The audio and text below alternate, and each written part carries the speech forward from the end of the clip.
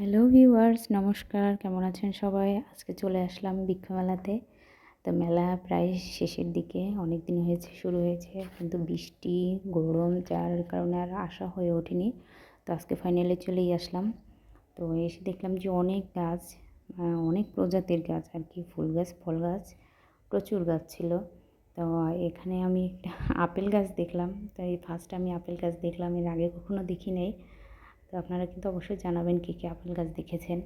তো এখানে ফলের গাছের থেকে আমার মনে হলো ফুল গাছের পরিমাণের একটু বেশি ছিল, কারণ ফুলের প্রতি মানুষের একটু অন্যরকম একটা চাহিদা থাকে, যার কারণে হয়তো।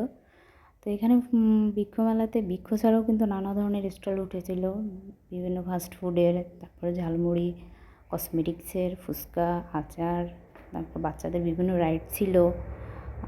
তারপরে এই আর কি অনেক স্টল ছিল। সব কিছু ঘুরে ঘুরে দেখলাম, দেখে মামুনিকে নিয়ে সব ঘুরে দেখালাম, ও কিছু রাইডে উঠেছিল। তারপরে চলে আসলাম। তো আজকে এ পর্যন্তই। সবাই ভালো থাকবেন, সুস্থ থাকবেন। টাটা।